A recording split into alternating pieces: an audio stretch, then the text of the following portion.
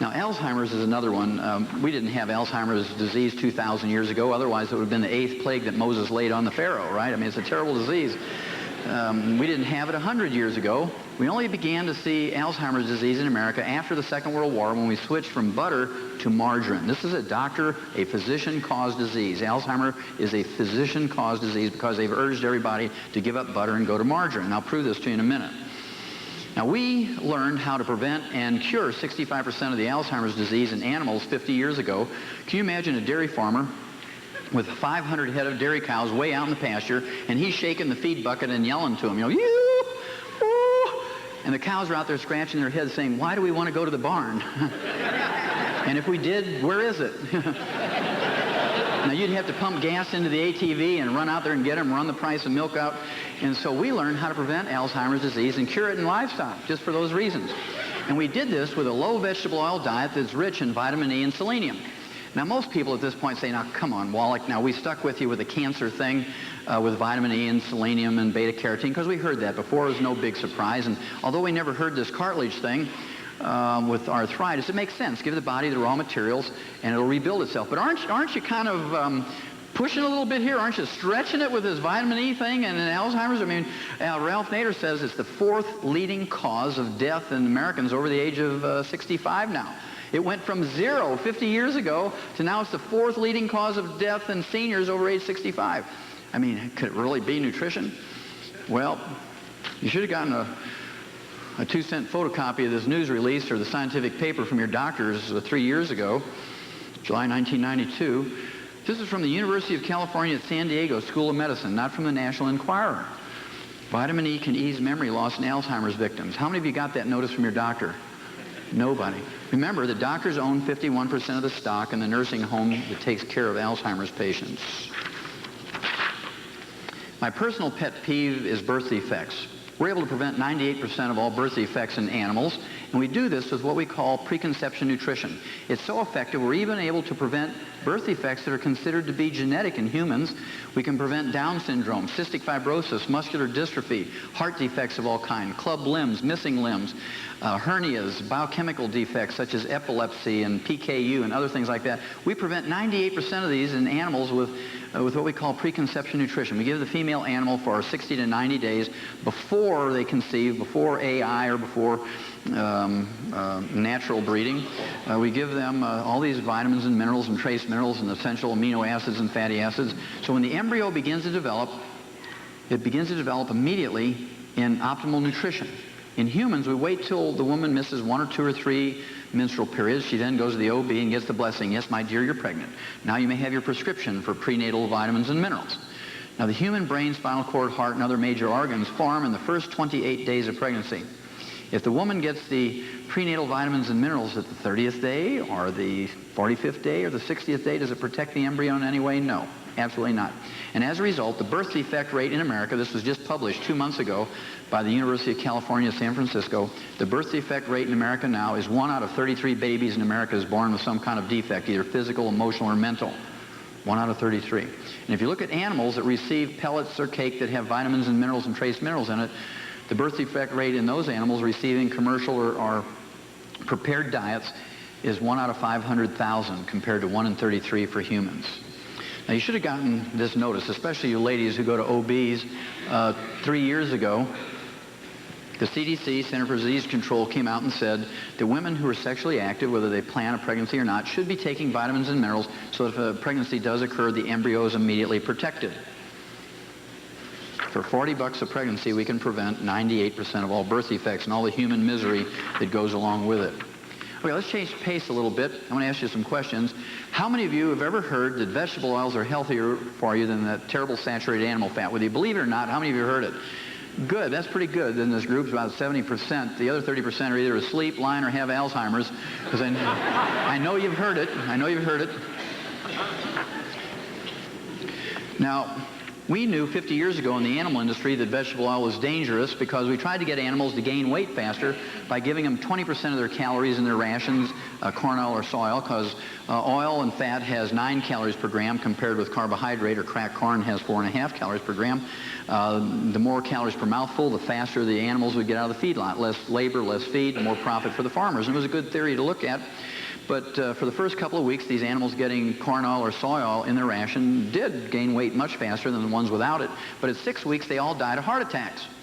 So we knew it was a good idea that went sour somewhere along the line. And they said, well, what do we do now? We've contracted with farmers to grow millions of tons of soy oil and corn oil each year for the next 25 years. And no farmer's dumb enough to give this stuff to his livestock. So what do we do? And one guy popped up and said, well, it's not proven in humans yet. We'll just convince people it's good for them until it's proven otherwise. Well, that was 35 years ago, and the news came out 2.5 years ago, said vegetable oils can cause heart disease. It's a nightmare, said Dr. Edward Emkin, a specialist in food oils for the U.S. Department of Agriculture. It's really a nasty thing when you try to explain it. There's now total confusion for consumers. Why would there be confusion? Because the truth is different from what you've been taught. Now, here's another look at the same problem. A little over 2 years ago, this was a study that was done by Harvard Medical School and was called the Harvard Nurses Health Study. They took 90,000 nurses, divided them up into 2 groups. Half of them, 45,000 nurses, they made them use butter as their spread on their crackers and bread and cooking shortening. The other half, the other 45,000, they made them use margarine as their spread on their crackers and bread and cooking shortening. And after 20 years, they looked at the nurses who had died of a heart attack, and for every 100 nurses who had died of a heart attack, 70 of them were in the margarine group. 2.5 times greater risk of dying of a heart attack if you use margarine. How many of you got that from your doctor? The USDA actually sent that around to all doctors. Now, I typed a PS on there from me to my patients, and I said, look, because of this, what I want you to do is box up all your margarine, your salad dressings, your cooking oil, and ship it to a communist. Not only will it save... not only will it save American lives, but it's more effective than bullets. And you know, I don't have a single patient today that uses margarine. Now, one of my favorite parts of the survey is down here. It says those nurses who ate just 2 cookies a day made with margarine instead of butter had a 50% higher risk of dying of a heart attack. Just 2 cookies a day. And if you're a cookie eater, you can't just eat 2 cookies a day. I know. I mean, I did a lot of research when I was a teenager. And I know that it takes at least a dozen cookies to get that sweet sludge in the bottom of that glass of milk. Now, one of the greatest pieces of medical fraud that's ever been perpetuated against the American public is this cholesterol thing. Last year, Americans spent $117 billion for cholesterol testing. $117 billion just for cholesterol testing, and it didn't extend the American longevity by 30 seconds. They have us so paranoid about cholesterol. Most men know their cholesterol levels, but they don't remember their anniversary date. Now, how many of you ever had your doctor tell you what your body uses cholesterol for? Okay, because we use it for 25 essential functions in our body. If you don't eat it, your body makes it. And that's the only reason it's not classed as an essential nutrient, like calcium and zinc and copper and vitamin A and B vitamins. We need it for 25 essential functions, but we make some of it. And because we make some of it, it cannot be classed as an essential nutrient, yet it really is. I'll just give you the top 2. You can ask your doctor. Why don't you ask your doctor about the other 23? That'll be real interesting. Number 1, 75% of your brain weight is pure cholesterol. 75% of your brain weight is pure cholesterol. It's called myelin. It's that fatty stuff. I remember on the farm, we didn't waste anything. We crack open the heads of sheep and pigs and cattle, and we'd eat the brains with eggs and things. Or if you've seen brains in a laboratory or anatomy lab or something like that in high school or college, or professional school or tech school, you know that a brain is kind of fatty, soapy kind of thing. And the reason, of course, is 75% by weight pure cholesterol. So if you give up animal fat and cholesterol in your diet, it's not your hips that go first, ladies. It's the old squashola. Now, the reason why I pick on ladies is because 85% of Alzheimer's patients are women. 85% of Alzheimer's patients are women. And if you look at a doctor's waiting room, 85% of the people in the doctor's waiting room are women and children. Men are either too smart or too dumb, I don't know, to go to doctors. And so you rarely see men go into doctor's offices. Now, when a woman gets in the examining room and doctor says, look, Francine, Your blood cholesterol is too high. It's 240. I want you to rip the chicken skin off the chicken before you eat it, and I want you to give up red meat. She'll say, yes, doctor. I want you to give up butter and go to margarine. Yes, doctor. I want you to give up eggs and go to egg beaters. Yes, doctor. And she'll leave there, and she'll go home, and she'll kill everybody in the family doing that. I mean, she will follow that down to the letter. Now, when a man hears that same lecture, he starts getting this palsy and starts shaking a little bit. And he goes outside of the doctor's office and has to hold onto the wall, and he says, how do I recover from this? I know, I'll go out and eat a 72-ounce steak. Yes, yes.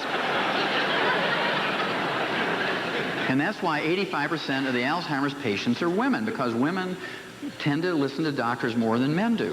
Now, so here's a case where being stupid actually helps. So if you want to avoid getting Alzheimer's disease, what you want to do is eat your 90 nutrients every day, supplement with your 90 nutrients, give yourself the raw materials to manufacture the myelin or the cholesterol stuff in your brain, and you want to eat 2 eggs soft scrambled every morning in butter. You want to eat red meat at least twice a day. I can tell you what I ate tonight. I had beef ribs and pork ribs, and I mean, I eat meat. My motto, my personal credo is a day without a hamburger is like a day without sunshine, because I refuse to get Alzheimer's disease. Now, if you don't take your husband out to Pig Out and Big Macs at least once a week, you're making a mistake. Now, number two is sex hormones. We make sex hormones out of cholesterol. It's the basic building block to make sex hormones. You ladies make estrogen out of cholesterol. And if you give up animal fat and cholesterol trying to make your doctor happy, you're going to be one miserable puppy going through menopause. Okay? Let me tell you, your own adrenal glands and your own liver will produce enough estrogen if you give it all the raw materials, the 90 nutrients plus cholesterol, where you'll just sail through menopause without any problems. You won't get the night sweats and the emotional roller coasters and the hot flashes and all the other terrible symptoms of menopause if you just eat some cholesterol and take in the 90 nutrients. Now, when you go to your doctor and he tells you to give up cholesterol and he'll give you estrogen supplements, you know, the patch or the pill or the shot, in reality, he should scream at you until the blood vessels bulge out in his neck, because using estrogen supplements increases your risk of breast and uterine cancer by 78%. By 78%. And it's really criminal for them to recommend estrogen to women. However, they do it all the time. Cha-ching.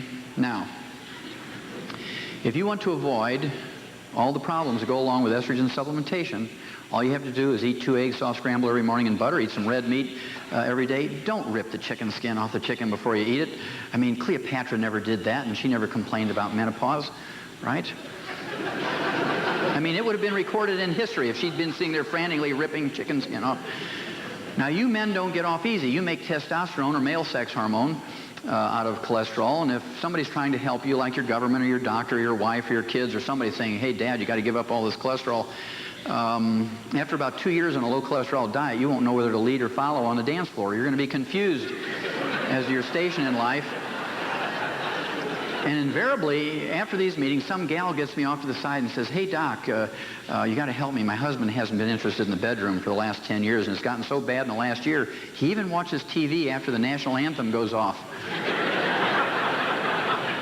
And I say, well, do you have him on a low cholesterol diet? And she slept through this part of the meeting, so she thinks I want him on a low cholesterol. She says, oh, yeah, I rip the chicken skin off before I give it to him. There's no red meat in our house, and we use margarine instead of butter, and we use egg beaters instead of eggs. I said, well, there's your problem. You've turned him into a steer.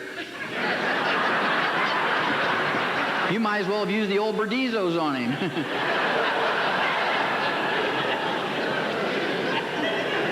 So you want to get him back in the bedroom, dear, what you got to do is give him 2 eggs soft scrambled every morning in butter, throw him some red meat once in a while, and if you want to rip the chicken skin off of your chicken, give it to him. And you'll know he's ready for the bedroom again when he starts pawing the rug and his eyebrows lift up. Now, as crazy as that sounds, I've had 1,000 women come back to me and say, hey, Doc, them eggs really work.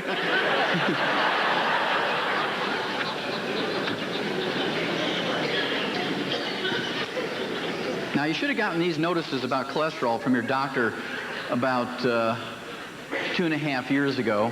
No, it's almost 3 years. Next month it'll be 3 years. This is from the University of California at San Francisco, and these experts on cholesterol and heart disease came out and said reluctantly, and they came out and reluctantly admitted that low levels of cholesterol are more dangerous for you than high levels of cholesterol. Human beings' cholesterol, well, look at this date here, August 11th, 1992. because I'm going to show you the same study, just a different newspaper. The human being's cholesterol should be between 220 and 270. If your blood cholesterol is 270, it just means you're sexier than somebody that has a 200 cholesterol. And there's no difference in longevity between a 200 cholesterol and a 300 cholesterol. Yeah, she's saying, yes, mine's 300. Yes. Okay. I'll do it this way so you can see it. This is a very interesting comment from the director of that study, a professor of medicine from University of California, San Francisco, Dr. Stephen Hulley, the world expert on cholesterol. And here's what he said, quote, remember, 3 years ago now. What it comes down to is there's an extraordinary set of observations that have emerged this year because for the first time we have a large enough study to really see them. What he said there was that for 35 years we've been giving you misinformation. We didn't really know what we were talking about cholesterol, and for the first time we have the real answer, is what he said. In this study of 350,000 middle-aged people, 6% of them had blood cholesterols below 180. These included vegans, people who didn't eat any animal products at all. It included people who had absorption problems, gallbladder and liver problems, so they couldn't absorb cholesterol even though they ate it. And then it included people who got prescription drugs like Mevacor and others to get their cholesterol down. They were prescribed by their medical doctors. And over 20 years, here's what they found out. That these people who had blood cholesterols below 180, they had a 200% increase in risk of dying of an intracranial hemorrhage or stroke. A 200% increase in risk. They had a 300% increase in risk of dying of liver cancer. They had a 200% increase in risk of dying of lung disease, such as chronic obstructive pulmonary disease, emphysema, asthma, and obviously it was many times worse than that if they smoked. They had a 200% increase in risk of being depressed and suicidal and killing themselves. And lastly, they had a 500% increase in risk of dying from an addictive process such as alcohol or drugs or smoking. Now, why would anybody want to have a blood cholesterol below 180? Well, because a doctor told you to do it.